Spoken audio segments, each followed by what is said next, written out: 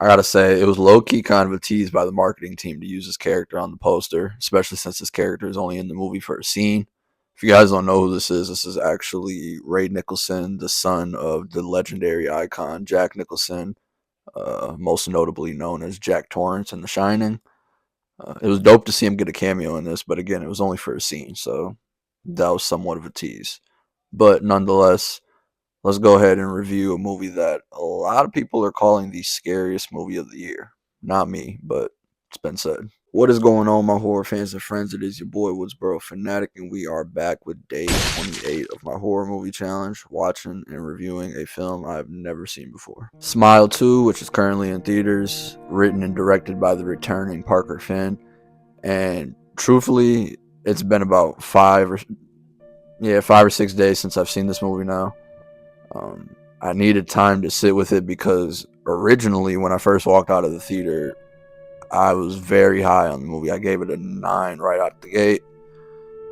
But then the more I sat with it and the more I thought about it, the more mixed I became on it.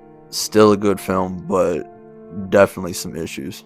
Beginning with the positives, this movie starts off with a fucking bang. It's honestly probably my favorite sequence throughout the whole movie. Not to say that I didn't enjoy the rest, but I wish we could have got more of the tone that was established in the opening, because again, it starts off with the bang. We jump right into where we left off in the last one, which I always enjoy, and the score is so much more intense in this one. You feel it literally as soon as the opening hits. The whole sequence is done in one shot, which is fucking amazing. It's intense as hell, and the way that opening ends is just fucking insane. It's jaw-dropping, and again, it establishes a great tone for the rest of the film. This was easily the best part of the movie, in my opinion. Parker Finn gets to showcase his talents as a director and the improvements he's made as a director in this one, because there's a, again, vast improvement in not only the camera quality, but the camera work. There are some very impressive transitions. Again, one take sequences, not just in the opening segment, but there's a lot of shots that are done in one take. A lot of upside down, like just different angles that aren't normally seen in a horror movie that really add a sense of life and adds to the paranoia and the just frenetic energy that this movie has. It's a very anxiety-inducing film, and the camera work plays a huge hand in that.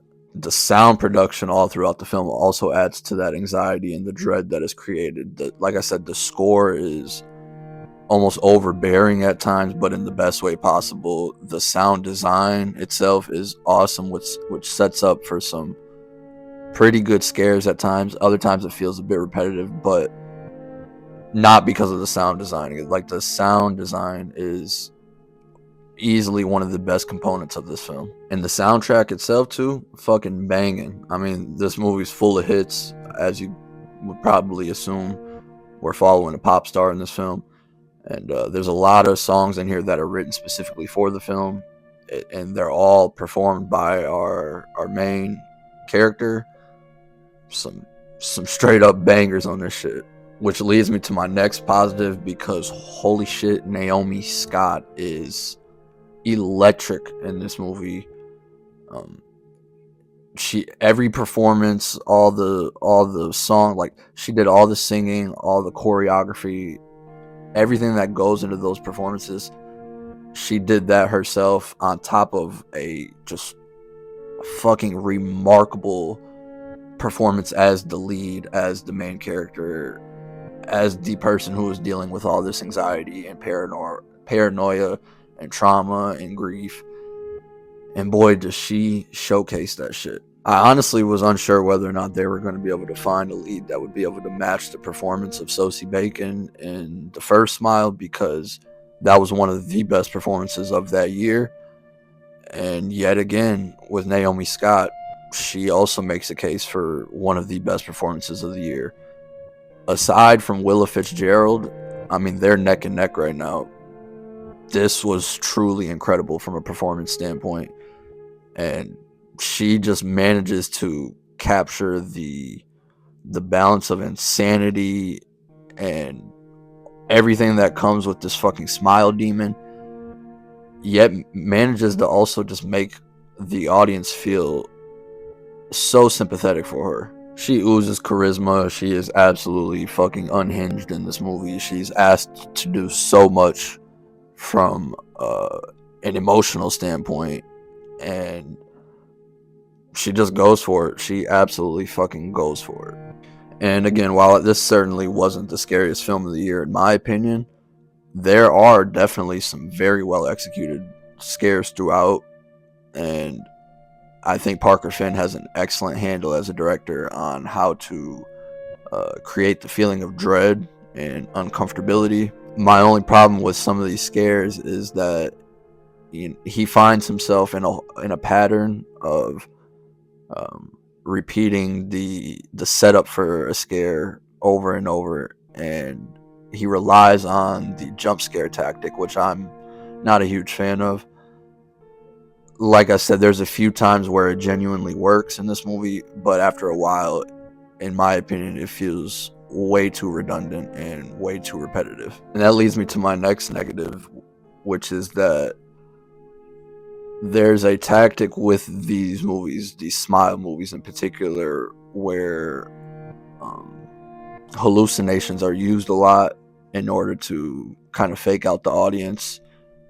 In my opinion, after a while, it starts to feel like a cop out, especially in this movie, because it's a tactic that's used so much to the point where, as a viewer myself, I'm starting to lose any bit of scare that might have been created when I know that they're going to pull the rug out from us and just hit us with the hallucination. And that tactic of hallucination not only loses me in the scare department, but it also loses me from a story standpoint, because it's hard to follow along to what's real and what isn't. And I know that's certainly something that needs to be explored throughout these movies, because there's paranoia and anxiety and all that going on.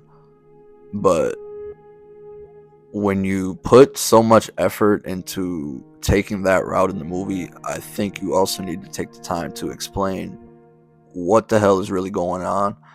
And I think, as a writer, I think Parker Finn, in this movie in particular, I think he tried to get way too smart, and ultimately it backfired on him.